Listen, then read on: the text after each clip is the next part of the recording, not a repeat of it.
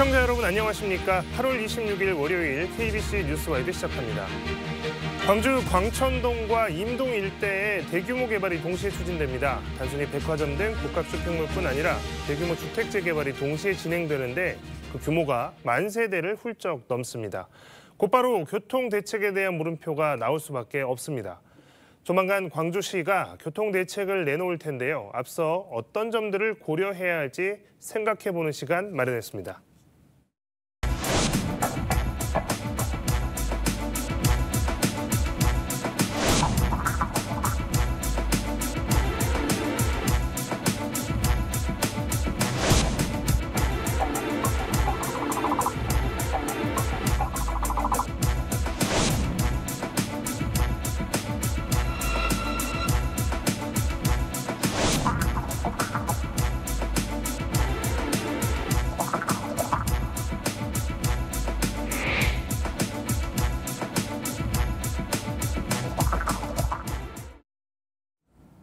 네, 광주시민단체협의회 기우식 사무처장 그리고 박홍근 건축사 함께하겠습니다. 두 분 안녕하십니까? 안녕하십니까? 반갑습니다. 자, 먼저 기우식 처장님, 먼저 이 부분을 좀 소개를 해주셨으면 좋겠습니다. 이 정도 광범위한 일대의 쇼핑몰, 호텔, 거기다가 이제 주거시설이 동시에 들어섰는데 광주 지역에서는 좀 이런 적이 처음인 것 같습니다. 지금 주거시설만 해도 10,000세대라고 제가 아까 말씀을 좀 드렸습니다만 지금보다 10,000세대가 늘어나는 것이죠. 10,000세대가 원래 있던 지역을 뭐 새롭게 리모델링 한다거나 이런 개념이 아니고요. 어떻게 보고 계십니까? 뭐 유례가 없는 이제 계획이기 때문에 이것이 도시에 어떤 영향을 미칠 것인가에 대해서 많은 고민을 해야 하는데요. 기본적으로 우리가 상상할 수 없는 좀 교통 체증이 예상되기 때문에 이 문제에 대한 해법이 필요하다는 생각이고요. 또 하나는 이게 그 좁은 지역에 굉장히 고밀도의 어떤 도시계획이 이루어지는 것이기 때문에 지금 인구가 감소되는 추세에 있는 현실을 고려해 보면 결과적으로 광주의 다른 곳에 사는 분들이 좀 집중적으로 다시 몰려들게 될 건데 이랬을 때 발생할 수 있는 도시 공동화 문제도 좀 검토가 돼야 된다는 생각이고 여기에 이제 기존 상권과의 어떤 상생 문제 어떻게 풀 것인가에 대한 종합적인 대책이 필요해 보입니다. 그런데 광주시가 지금 관련해서 충분한 종합 대책을 가지고 있는지 검토해 봐야 한다고 생각합니다. 일단 방금 말씀하셨던 것처럼 인구가 감소하고 있는 현실에서 이렇게 대규모로 상권과 주거단지 이런 게 몰리면 이곳이 또 인구를 끌어모으면 다른 지역들이 또 공동화되는 문제 이제 이런 것도 있겠고 뭐 소상공인들과의 해법 상생 문제도 있을 것이고요. 교통 문제가 제일 심각하게 당장에 다가올 수 있는 문제인 것 같습니다. 교통 혼잡 수준에 대한 예상들이 지금 너나 없이 나오고 있는데 시청자분들 생각하시기에 어느 정도로 교통 문제가 심각해질지에 대해서는 좀 가늠이 잘 안 되실 것 같습니다. 기존의 시의 어떤 자료들을 검토해 보면 일일 교통량, 광천동에 일일 교통량을 10만 대 정도로 계산을 했고 이거는 지금 교통 혼잡도를 고려할 때 광주에서 15번째 정도로 혼잡도가 높은 것으로 분석을 했습니다. 그리고 특히 주말에는 거의 1위 수준에 가깝게 막히는 건데 당연히 이거는 이제 대형 상업시설인 신세계 영향일 거라고 보는데요. 문제가 되는 거는 이런 이제 좀 그 고도화된 개발을 진행했을 경우에 시는 약 4만 대 정도가 더 일일 교통량으로 추가될 거라고 보는데 좀 근거는 좀 더 분명해져야 될 것 같고 더 많이 늘어날 수 있다는 고민도 좀 있는데 이렇게 4만 대가 늘어난다는 어떤 예상 이걸 고려하더라도 교통량도는 훨씬 강하게 증가할 것이고 기존의 교통 체계로 이거 해결하기가 굉장히 어렵다 이런 점을 고려해 보면 지금 시가 제시하고 있는 대책이 충분한가 이 문제에 대해서는 의문이 남습니다. 방금 이제 처장님 말씀해 주셨지만 사실 이제 광주시에서 4만 대 정도 더 늘어날 것이다라고 예상을 했을 때도 많은 언론들이 4만 대밖에 늘어나지 않는다는 게 어떻게 해서 나온 것이냐에 대해 굉장히 의문을 제기했던 기억이 납니다. 실제로 이제 광주 신세계 많은 분들 이제 가 보셨겠지만 거기가 이제 주말만 되면 그 주변 블럭을 아예 그냥 차들이 주차를 하듯이 이렇게 쭉 들어설 정도로 주차장에 들어가기 위해서 있는 모습들도 많이 보셨을 텐데요. 지금보다 훨씬 많은 세대 상업시설 들어섰을 때 그 교통에 대한 대책 어떤 식으로 돼 있을지 계속 지켜봐야 될 문제입니다. 이 지역은 이제 좀 전에 말씀드렸지만 광주 지역에서 어떻게 보면 가장 큰 교통 혼잡 지역이 중에 하나고 앞으로 그렇게 될 가능성이 더 커졌습니다. 금호터미널이 광천터미널이죠. 광천터미널이 원래 있던 자리가 지금 개발되기 전에는 광주 신세계가 이마트 방면으로 확장을 하려고 했다가 도로 문제로 난항을 겪었습니다. 그러다가 광천터미널 부지를 매입하는 것으로 급선회했습니다. 터미널 부지에 들어서게 되는 것은 쇼핑몰뿐만이 아니라 오피스 빌딩, 그러니까 사무실 용도로 쓰는 곳 47층 지금 규모로 이야기가 나오고 있고요. 또 특급 호텔이 43층 규모로 들어선다고 하고 있습니다. 거기에 500세대에 달하는 아파트 개발까지 이어질 예정인데 초기 이마트 확장 추진할 때도 지하차도 문제 등이 있었고, 그런데 그때보다 이제 차원이 훨씬 더 높은 수준의 교통 문제를 해결해야 되는 상황이 닥쳤습니다. 어떤 점들을 고려해서 이런 대책들이 짜여져야 될까요? 건축사님 생각을 좀 말씀해 주시면 좋을 것 같습니다. 네, 아까 한 4만 대가 좀 늘어난다고 했는데요. 그거는 이제 그 4개 블럭의 법정 주차 대수를 뭐 합쳤을 때 한 4만 대 정도가 되기 때문에 뭐 상상을 초월하는 교통난이 예상이 됩니다. 이게 초기에 제시했던 지하차도 가지고는 이게 해결될 수 있는 사항은 아니다. 그렇기 때문에 여기는 지금까지 생각했던 방법 외에 다른 어떤 교통 방법에 대해서 고민을 해야지 언론에 나왔던 그런 방법으로 접근을 해서는 안 될 지역이다라고 생각을 합니다. 네. 그러니까 말 그대로 차원을 넘는 교통 혼잡이 우려된다라고 하니까 지금 우리가 나와서 이야기했던 이런 식의 방식, 저런 식의 방식이 아닌 뭔가 오히려 그 근본적인 문제의 틀을 좀 더 넓혀야 된다라는 말씀이신데요. 예를 들면 이제 좀 어떤 것들일까요? 그러니까 어떤 병목 현상이라고 하는 것을 넓혀줘야 되는 거죠. 병의 목을 넓혀줘야 되는데 지금까지는 그 주어진 환경 내에서 어떻게 바꿀 것인가에 대한 고민만 하고 있는 거죠. 그래서 어떤 발상의 전환이 지금은 필요할 때다, 그런 생각을 하고 있습니다. 지금까지는 지금 당장 들어선다고 하는 건물 일대를 조금 더 어떻게 해서 교통량을 늘려야 교통량이 원활하게 해야 된다, 이제 이런 수준이었는데 이제 그런 것이 아니고 도시 전체 주변 지역까지 포함한 이제 그런 개발이나 새로운 방식을 고민해야 된다는 말씀이십니다. 자, 인근 이야기도 좀 해보겠습니다. 인근 광주 임동에는 전일방 부지가 개발 중입니다. 이게 지금 속도가 조금 더 빠른데요. 복합 쇼핑몰 더 현대를 포함해서 특급 호텔 그리고 주상복합 아파트까지 이곳에도 4,000세대가 들어섭니다. 임동, 광천동 서로 뭐 행정구역은 다르지만 아시겠지만 바로 붙어 있기 때문에 이 지역을 하나로 묶어서 교통 혼잡 지역으로 예상을 해봐도 될 것 같습니다. 이르면 올 하반기에 착공을 해서 2027년 말쯤, 그러니까 3년 남았습니다. 3년 뒤에 완공이 될 예정인데 이것도 개발 지역과 가깝기 때문에 광주시는 올해 초에 신세계백화점과 더현대 복합 쇼핑몰을 중심으로 보행자 중심의 15분 도시를 만든다는 구상도 내놨습니다. 이제 이게 말 그대로 지금 신세계 부지에서 전일방에 개발된 더현대 그 부지까지를 15분 이동할 수 있는 15분 내에 이동할 수 있는 수준의 걸어 다닐 수 있는 보행자 중심의 도시로 꾸민다라는 구상인데요. 자, 이제 이것들이 실제로 실현이 가능할지도 궁금하고 그렇게 되기 위해서는 선행돼야 되는 조건들도 좀 있어야 할 것 같습니다. 시민단체에서는 이 부분에 대한 이 구상에 대해서는 어떻게 평가를 하고 계십니까? 우선 뭐 도시를 대중교통과 보행 중심의 도시로 만들어가자는 방향과 취지 이런 것들은 뭐 나쁘지 않다고 보고, 역시 뭐 이곳도 보행 중심의 도시를 실현할 수 있다면 그렇게 해 나가는 것이 좋은 방향이라고 보긴 합니다. 그런데 문제가 되는 거는 이제 이 지역에 생활하게 될 사람들 생활 패턴들을 고려할 때 과연 자동차가 쉽게 포기될 수 있는 조건인가? 근데 이제 그 소위 말하는 대자보 도시를 실현하려면 오히려 지금 도로를 더 넓힐 수 없다면 오히려 도로를 다이어트해야 되는데 이게 정말 가능한 구상인가에 대한 의문이 남고요.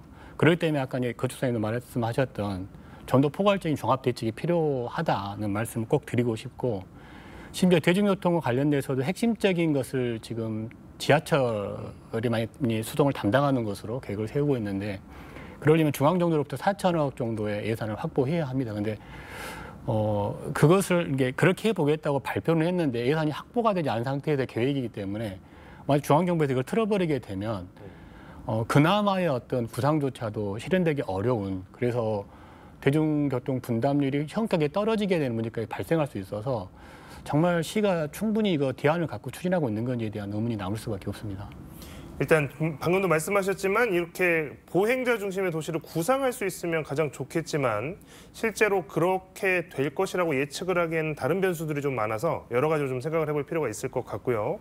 그리고 거기에 더해서 대중교통의 가장 효율적인 대안으로 광주시에서 이야기하고 있는 지하철 같은 경우에 도시철도 같은 경우에는 국비 지원이라고 하는 게 필수적이기 때문에 이 부분이 해결되지 않는 한은 계속 불투명할 수밖에 없다라는 지적까지 해주셨습니다.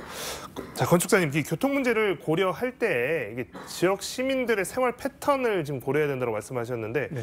인근에 사는 사람들이 주로 어떤 동선으로 움직이고 어떤 직업을 가진 사람들이고 이제 이런 것들 또 이 집 주변에서 생활을 할 때 어느 곳을 자주 다니고 이런 것들을 생활 패턴이라고 볼 수 있을 텐데요. 자차 이용이 굉장히 많은 게 광주시의 특징입니다. 이 쇼핑몰이 몰린 지역에서 특히나 보행 중심 교통망에 대해서 공감이 있을지 우리가 생각하기에 이제 쇼핑몰을 다닌다 그러면 물건이라도 좀 사게 되고 그러면 아무래도 대중교통을 이용한다거나 걷는다거나 이런 것보다는 차를 이용하는 게 좀 더 편할 것 같다는 생각이 언뜻 먼저 들거든요.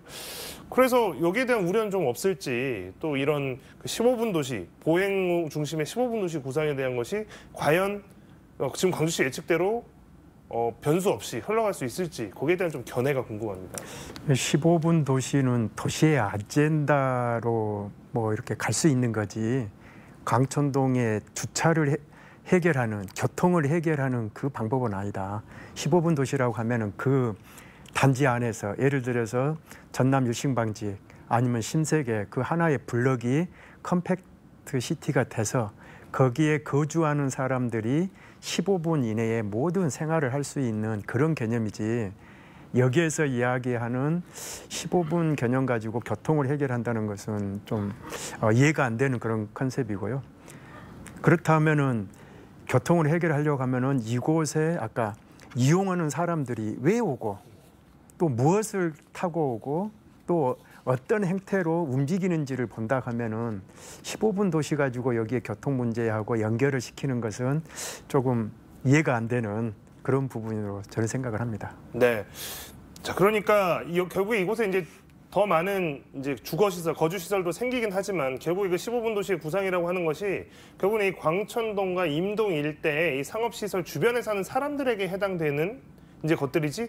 근데 이 상권이라고 하는 것이 이 주변 사람들만을 대상으로 해서 이루어지는 것은 아니지 않습니까? 아, 예, 그렇습니다. 그러면 이제 멀리서 찾아오는 사람들, 특히 이게 충청도 이남에서는 가장 큰 쇼핑몰 단지가 된다고 하면 충청도, 경상도 일부 전국에서도 많은 사람들이 올 텐데 이 부분에 대해서는 사실 15분 중심의 보행자 중심의 도시라고 하는 컨셉 자체는 교통 문제의 근본적인 해결과는 전혀 상관이 없다는 지적이죠. 아, 예, 그렇습니다.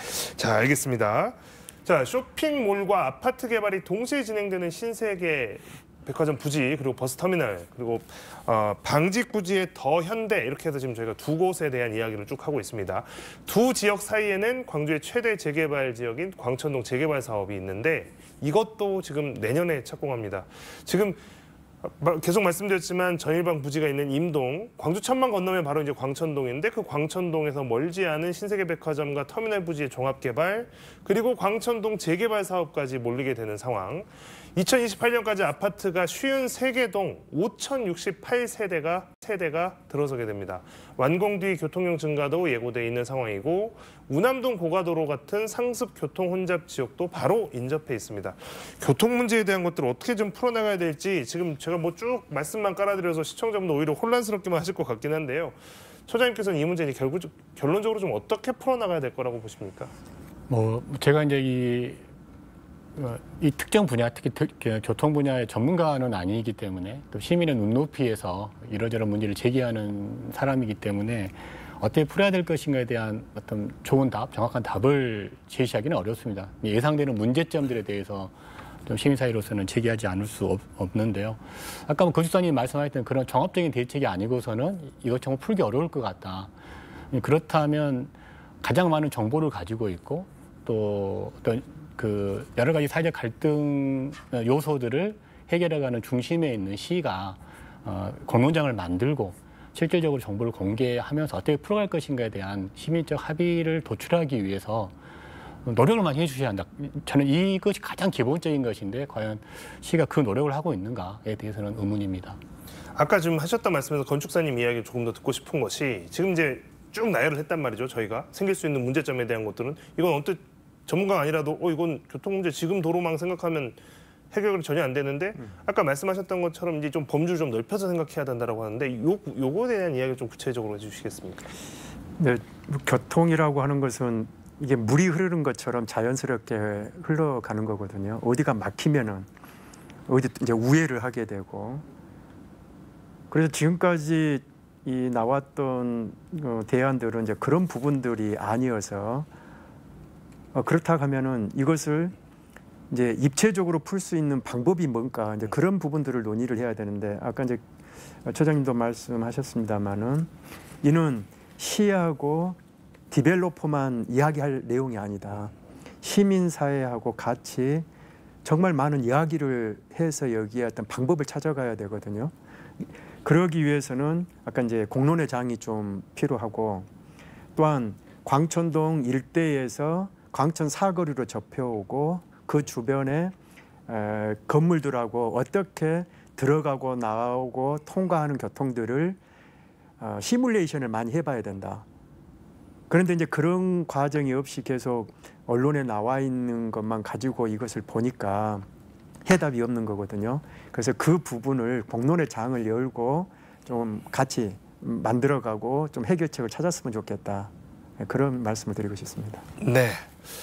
자, 광주시는 기본적으로 이 대자보 도시로 전환한다라는 계획입니다. 대자보 도시라고 하는 것이 이제 강기정 시장이 이제 최근에 올해 들어서 특히나 이제 이야기를 본격적으로 꺼낸 표현인데요. 대자보는 대중교통, 자전거, 보행 이것을 뜻합니다. 그래서 아까 저희가 이야기했던 15분 뭐 보행자 중심의 15분 도시 뭐 이런 이야기도 결국에는 이 대자보 체계에 대한 광주시 구상에서 나온 것들인데요. 이를 위해서 지하철과 간선 급행버스 체계인 BRT 도입 같은 방안들이 나오고 있습니다.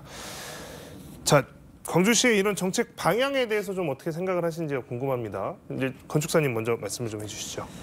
뭐 정책 방향에 대해서는 전적으로 저는 공감을 합니다. 대중교통, 그다음에 보행, 자전거 이거는 아까도 우리가 15분 도시를 주장하는 것처럼 강주시의 아젠다는 될 수 있다. 그런데 이게 광천동으로 좁혀졌을 때는 이건 해결책이 안 된다. 왜 그러냐면은 BRT를 하게 되면은 대려 차선이 줄어들게 되는 거고 또 지하철을 하게 되면은 그 공사비 대비의 효과 그리고 광천동을 오는 사람들이 거의가 다 자차로 이용을 하는데 대중교통이 그것을 분담할 수 있겠는가 이런 것을 봤을 때는 앞에서도 이야기했지만은 다른 방법을 접근을 해야 되는데 왜 똑같은 이야기만 계속 하는 건지 이제 그 부분이 가장 아쉬운 부분이고요. 그리고 지하철 같은 경우는 지금 1호선, 2호선하고 연계를 하기 위한 것이 된다고 하지만 이건 상당히 미지수가 많은 거거든요. 그리고 앞으로 10년, 뭐 13년에 걸쳐서 장기적인 프로젝트인데 그 공사 과정에도 많은 문제들이 생기기 때문에 이 부분에 대해서 좀 더 앞에서도 이야기했지만은 공론화를 통해서 다양한 어떻게 보면 황당한 안을 가지고 그 황당한 것을 구체화하는 그런 과정이 필요하다.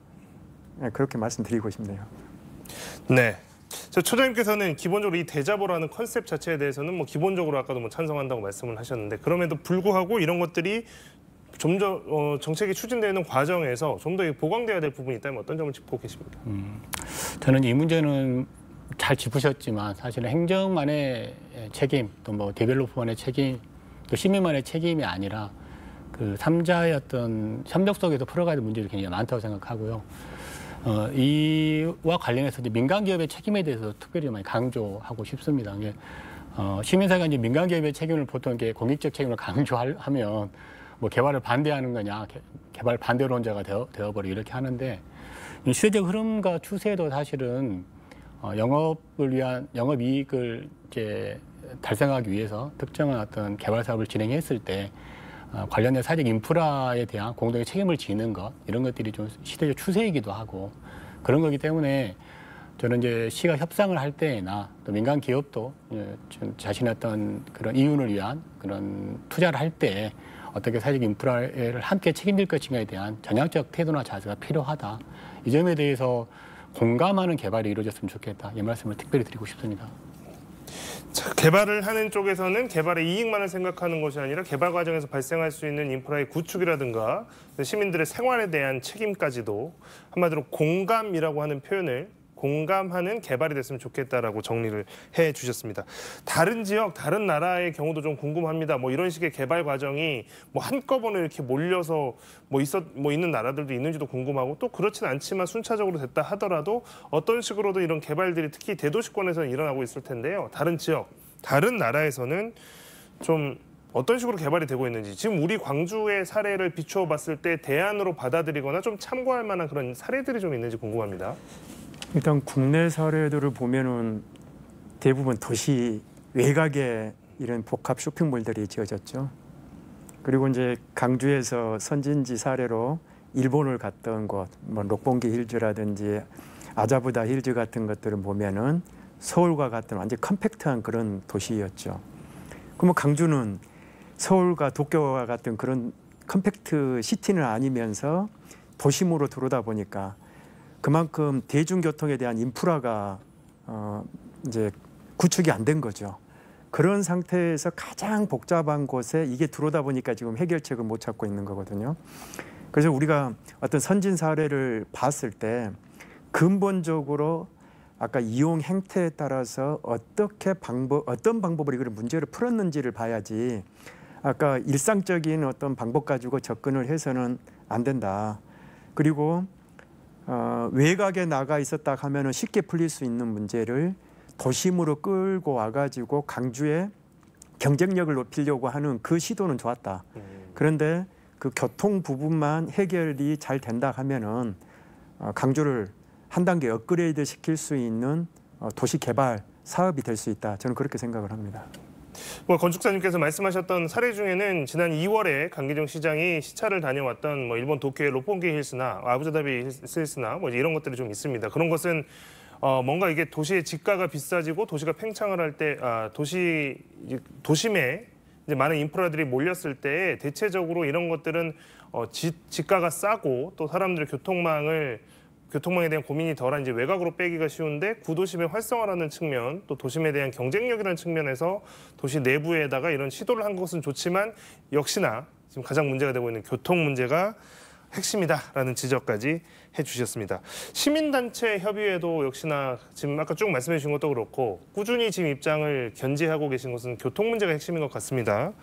지금 또 그 이야기를 하시면서 최근에 이제 또 입장도 내셨고 그러면서 이 민간 기업도 교통 문제에 대한 책임감을 분명히 느껴야 된다라고 말씀을 하셨는데 조금 전에 이야기하셨던 그런 공감할 수 있는 개발이라는 측면에서 이 문제 교통 혼잡 문제에 대해서 민간 기업이 책임을 져야 된다라고 하는 그 뜻을 조금 더 풀어서 설명을 해주시면 좋을 것 같습니다.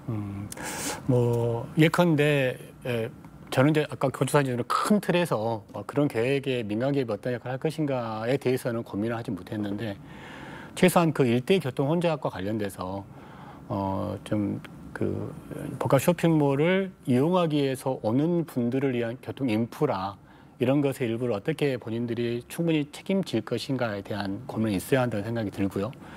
그리고 뭐 어차피 그 지역이 지금 터미널 개발을 기본으로 하는 복합 개발이기 때문에 관련해서 이제 시민적 편익을 어떤 식으로 좀 그 보장해 줄 것인지에 대한 것에서 민간 기업이 책임져야 할 요소가 굉장히 많다.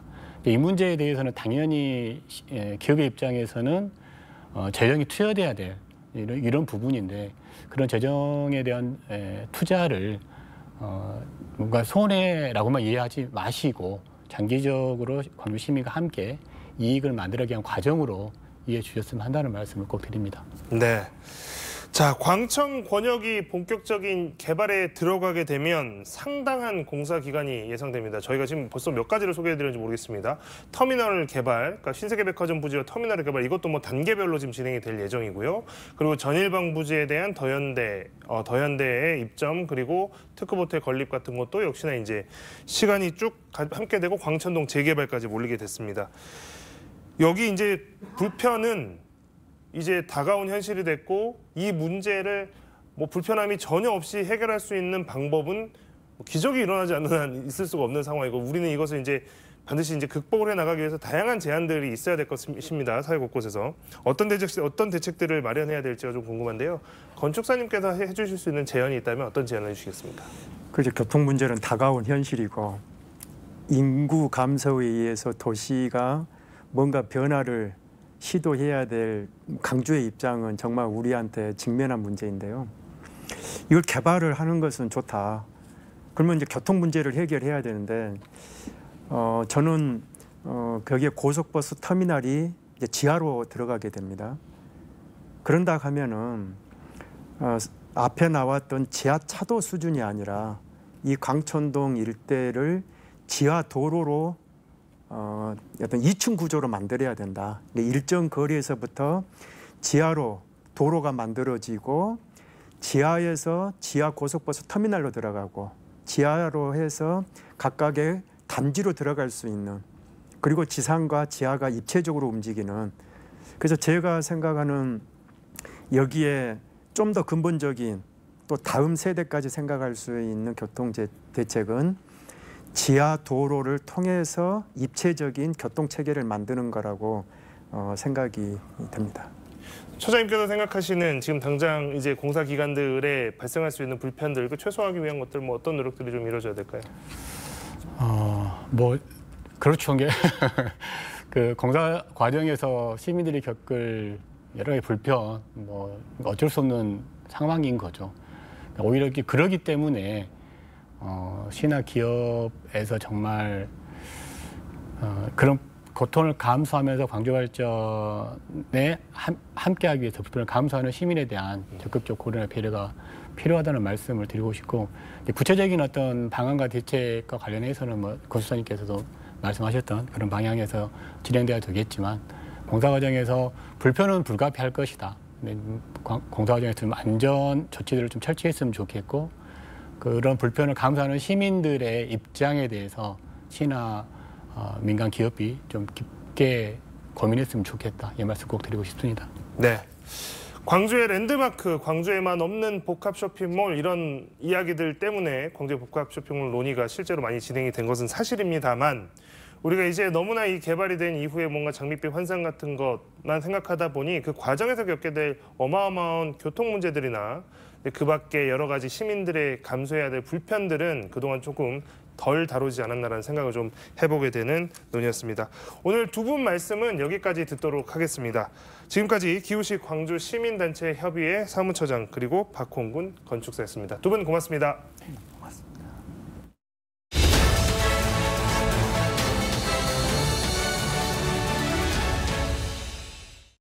서울광역방송센터입니다. 코로나 양성 반응으로 입원 치료를 받고 있는 이재명 더불어민주당 대표가 어제 윤석열 정부의 독도 지우기 행태에 대한 진상조사단을 구성하라고 지시했다고 한민수 당 대변인이 전했습니다. 최근 안구역, 잠실역 등 서울 지하철 역사에 설치돼 있던 독도 조형물이 잇따라 철거된 데 이어 용산 전쟁기념관에서도 독도 조형물이 철거됐다고 하는데 여기도 초대석 박지원 더불어민주당 의원과 정치권 얘기 해보겠습니다. 의원님 어서 오십시오. 네, 안녕하세요. 독도 조형물 요거는 조금 뒤에 얘기하고 지난주 금요일 목포 김대중 노벨 평화상 기념관에서 김대중 장보고 리더십 아카데미 이런 강연을 하셨던데 뭐 어떤 말씀 하셨나요? 장보고 네. 대사나 김대중 전 대통령은 개척정신, 네. 도전, 그래서 실사구시형으로 미래로 갔다. 네. 그렇기 때문에 우리 대한민국도 목포, 네. 우리 전라남도도 미래로 가는 그러한 정신을 장보고 대사와 김대중 대통령한테 배워서 그대로 가는 것이 좋겠다. 이런 말씀을 하면서 지금 현재 네. 윤석열 정권의 역사관 이런 문제에 대해서 네. 꼬집었습니다. 근데 장보고 청해진은 그 완도가 본거지 아니었나요? 목포. 그렇죠. 예. 그렇기 때문에 청해진 네. 완도 출신 장보고 대사, 네. 신안 하이더 출신 김대중 대통령 네. 다 섬 사람들이에요. 아 그러네요. 예, 그렇지만 도전 정신, 개척 정신을 가지고 1200년 전에 네. 당나라까지 무역을 하고 김대중 대통령도 하이도 섬에서 태어나서 갖은 고초를 극복해 가지고 대통령이 되고 노벨 평화상을 네. 수상했는데 그런 대통령이 된 것을 우리는 더 존경해야 된다 하는 생각으로 얘기를 했습니다. 윤석열 정부 역사관 말씀해 주셨는데 지금 뭐 독도 조형물들이 여기저기서 철거되고 있다 그러는데 이건 뭐 우연으로 봐야 될까요? 어떨까요? 글쎄요. 도도 처처에서 네. 독도 조형물을 지우고 있기 때문에 네. 당연히 이재명 대표로서는 여기에 대해서 네. 조사할 것을 지시할 수 있고 또 지시해야 되고 과연 왜 독도가 우리 땅인데 네. 우리 땅이 아니라고 하는 그런 뉴라이트들이 윤석열 정부에서 지금 암약하고 있기 때문에 네. 활동하고 있기 때문에 네. 또 전면에 나서서 독립기념관장 등을 하고 있기 때문에 문제 제기를 하는 것은 당연하다.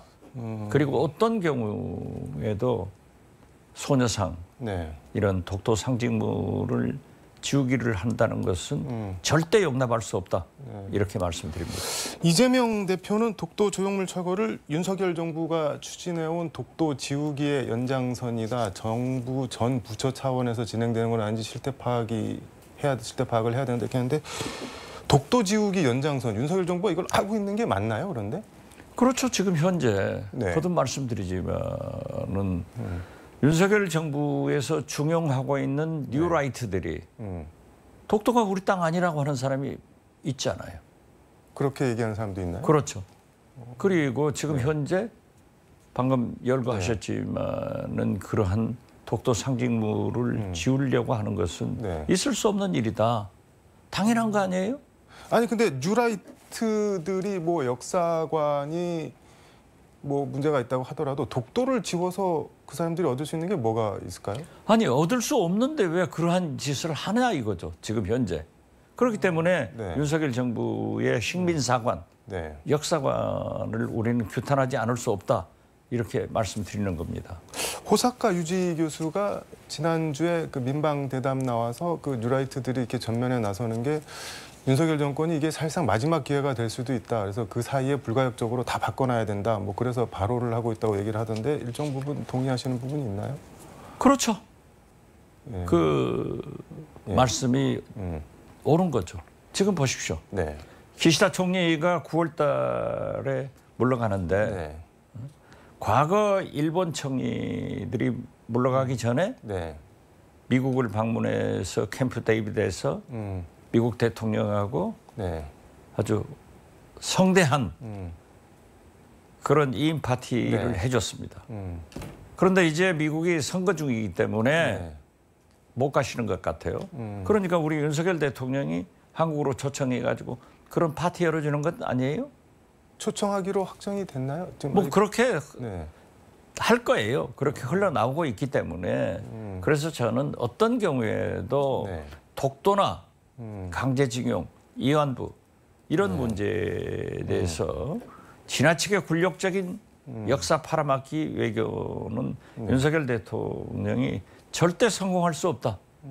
그리고 그러한 것들이 네. 가장 큰 잘못으로 네. 역사는 기록하게 될 것이다. 그렇게 봅니다. 근데 기시다 총리 같은 경우는 일본 안에서 너무 인기가 없어서 지금 뭐 자민당 총재 선거에도 못 나오고 이제 결과적으로 총리도 못 하는데 그런 분을 부를까요? 윤석열 대통령이? 일본 입장에서 볼 때는 기시다 총리는 네. 한일 음. 역사 문제에 대해서 완전히 네. 승리한 존경받는 총리가 된 거예요. 상대적으로. 네. 그러나 우리는 이게 무슨 꼴입니까? 심지어 이번 고시행 네. 이 갑자원 야구대에서 우승한 네. 교토 국제고등학교에 우승했으니까 우리 한국말 교과가 울려 퍼지니까 네. 지금 일본에서 엄청난 혐한증이 네. 일어나고 있다는 것 아니에요? 그래서 심지어 그 국제고등학교 인가를 취소해라 하는 등 문제가 네. 생기고 있는데 일본은 상대적으로 우리한테 가해자인데도 그러한 것을 용납하지 않고 우리 혐한 쪽으로 우리를 그렇게 깔보고 네. 무시하고 역사적으로 자기들이 승리자처럼 행동하는데 네. 우리는 피해자로서 음. 윤석열 대통령 잘못 만나가지고 이게 무슨 꼴이냐 이거예요. 대통령 잘못 만났다는 건 무슨 그 대통령이 잘못하니까 이 꼴 된 거죠. 무시를 받는다는 말씀? 그렇죠. 역사를 부인당하고 있지 않습니까? 거듭 말씀드리지만 네. 사도광산의 강제노동, 노역 이걸 표시하게 돼 있는데 우리가 안 해도 좋다는 식으로 인정해버리니까 네. 안 하고 있잖아요. 자, 심지어 네. 우리 영토인 독도가 역사적으로 실효적으로 우리가 지배하고 있는 독도를 우리 땅이 아니다 하고 독도 조형물을 일부에서 네. 제거하고 있는 것은 도저히 국민 감정이 국민의 역사 의식이 용납할 수 없다. 저는 대통령이 왜 이런 짓을 하는가 참으로 분개하지 않을 수 없습니다. 저는 그 지점이 제일 궁금한 건데 독도를 그렇게 조형물을 뭐 철거하고 뭐 그렇게 지운다고 해서 뭐 이 정권에 도움이 되는 거 하나도 없을 것 같은데요. 국민 반발만 사고 그럴 것 같은데. 그렇죠. 근데 그걸 왜 그런데도 할까요? 이분들의 역사관은 네. 식민사관이기 때문에 지금 현재 일본이 원하는 일은 다 들어주자. 이런 식의 역사관을 가지고 있기 때문에 문제가 되고 있는 것 아닙니까? 알겠습니다. 이 얘기는 여기까지 하고 지금 이원석 검찰총장이 그 김건희 여사 명품백 수사건 검찰수사심의위원회 회부를 했는데 오늘 출근하면서 얘기하는 거 보니까 검찰 외부 의견을 경청해서 공정하게 하도록 하겠다. 결론이 어떻게 나올까요, 이게? 글쎄요. 수사심의위원회를 하는 것은 형식적인 것 같아요. 면죄부 주기 위한 지금 현재로 보면은 면죄부를 주고 네. 검찰 정권의 검찰총장답게 상명하복하고 나가는 것 아닌가 그렇게밖에 볼 수 없습니다.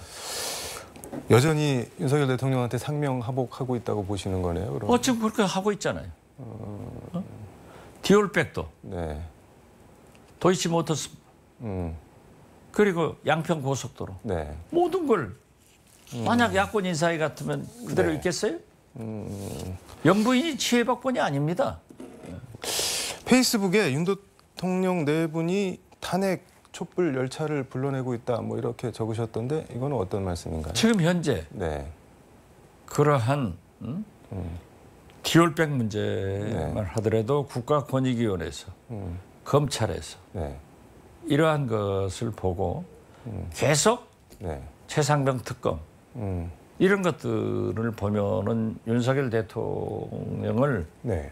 우리 국민들이 지금 탄핵 촛불도 타기 시작할 거고 네. 열차도 발차될 것이다. 진짜 네. 퇴임 후라도 네. 윤석열 대통령 내부는 감옥 가고 어려움이 닥칠 것이다. 그렇기 때문에 지금 현재 네. 해결을 해야 된다. 이런 생각을 갖습니다.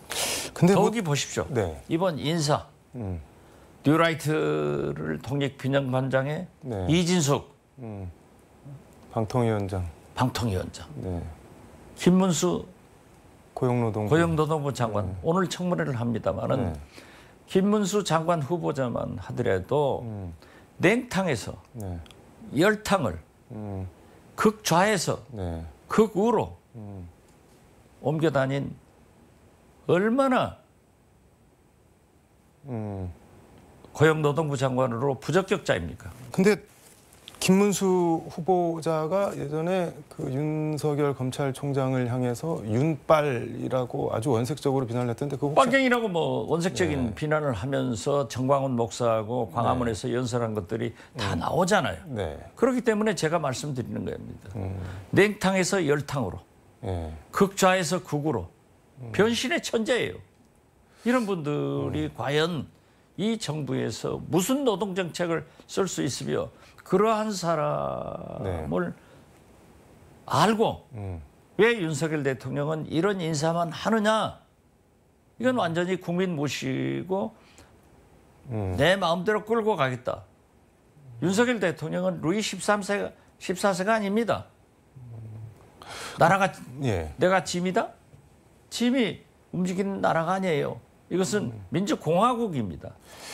근데 윤석열 대통령은 김문수 후보가 본인을 그렇게 원색적으로 비난한 걸 알고 했을까요? 아니면 그것까지는 그냥 모르고 임명을 한? 알고 있었겠죠. 알고 있었다. 그렇지만은 지금 네. 현재 모든 인사가 극우 편향으로 가고 있잖아요. 네. 극우 편향도 나쁘고 네. 극좌 편향도 나쁜 거예요.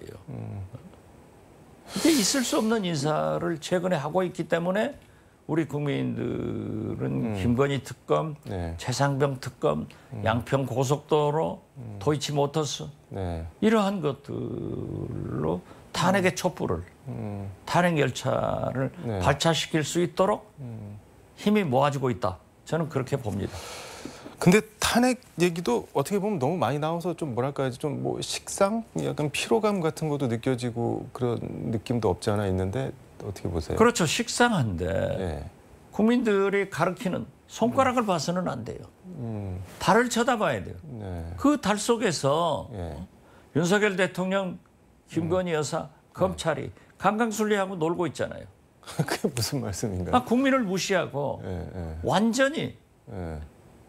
그러한 역사도 버리고 민생도 버리고 정치도 버리고 야권한테는 반국가 세력이라 하고 이런 대통령이 어디 있습니까? 이런 영부인이 어디 계십니까? 이런 검찰이 어디 있습니까? 그것을 국회에서 네. 192명이나 국민들이 뽑아준 대표들이기 때문에 그럼 그걸 쳐다보고 강강술래 구경해야 돼요? 이건 아니지 않습니까? 그렇기 때문에 저는 탄핵이나 특검이 네. 필요한 게 아니라 그러한 것을 불러오는 네. 불러일으키는 윤석열 정권을 쳐다봐야 된다. 저는 그렇게 생각합니다. 그러니까 원인 제공자가 피로감을 안겨주는데 거기에 대해서 탄핵을 언급한다고 왜 자꾸 탄핵 얘기하냐 뭐 그렇게 하면 안 된다는 말씀인가요? 그렇죠. 당연한 거죠. 예. 한동훈 대표랑 회담 뭐 일단 연기되기는 했는데 이거 뭐 무산되는 건 아닌가요? 무산은 되지 않을 겁니다. 그리고 네. 한동훈 대표가 구상유치한 정치를 하는 거예요. 아니 뭐 점이, 예. 여야 대표회담이 월드컵 평가전입니까? 고시행, 네. 국제고교 야구 결승전입니까? 세상에 회담을 생중계하자고 하는 것은 예. 전 세계에서 해외 토픽감이에요. 처음 일일 거예요. 만약에 그렇게 네. 공개적으로 얘기를 하고 싶다 하면은 TV 토론을 제안해서 네. 얼마든지 할 수 있잖아요. 그렇지만 지금 현재 이 헝클어진 네. 이 해결되지 않는 싸움만 하는 네. 이 정치권을 해결하기 위해서는 윤석열 대통령이 협치를 거부하기 때문에 네. 여야 대표회담을 통해서 국민들은 협치를 하고 앞으로 나가는 풀어가는 네. 해결하는 그런 정치를 바라는데 아니 그게 생중계하자는 게 진짜 생뚱맞은 소리 아니에요?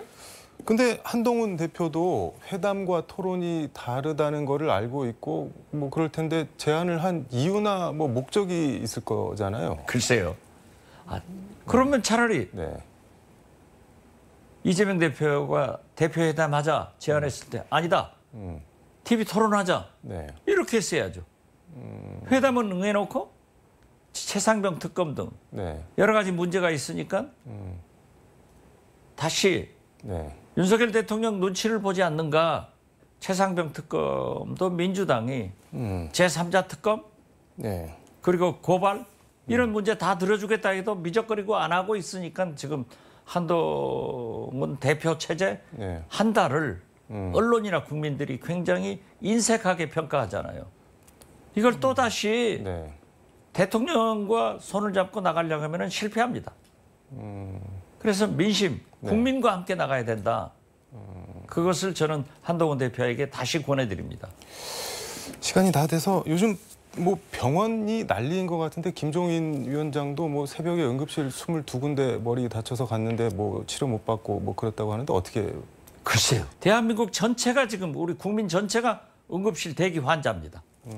이렇게 의료 대란이 네. 이렇게 날 걸 윤석열 대통령의 명령 하나로 이렇게 되고 있는 거예요. 의사 증원해야죠. 네. 그런데 꼭 2,000명을 해라.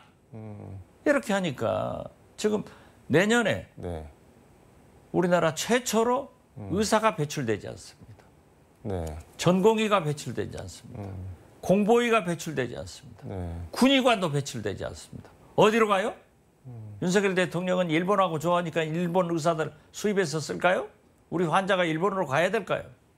이건 있을 수 없는 일입니다. 그렇기 때문에 지금 현재 김종인 대표의 그러한 문제도 네. 부각됐지만은 모든 국민들이 응급실을 찾지 못해서 네. 생명을 잃어간다고 하면은 이 책임은 대통령한테 있다. 대통령이 우리 국민을 죽이고 있다. 그렇기 때문에 결자 해지 차원에서 빨리 해결해야 된다. 저는 그렇게 말씀드리고 보십시오. 네. 내년에 아파트 대란도 납니다. 아파트 대란요? 뭐 그렇죠. 어떤 대란이요? 지금 현재 아파트를 인건비가 오르고 자재값이 올라서 건축은 없어요. 거의 없어요. 그렇게 하는데 윤석열 대통령이 그러한 민생 문제, 네. 지금 쌀만 하더라도 다음 달부터 추석인데 네. 추곡을 얼마를 매입하고 네. 적정가가 얼마인가 이런 얘기는 하지도 않아요. 그렇기 때문에 전체가 지금 중병에 걸리는 거예요. 그래서 저는 네.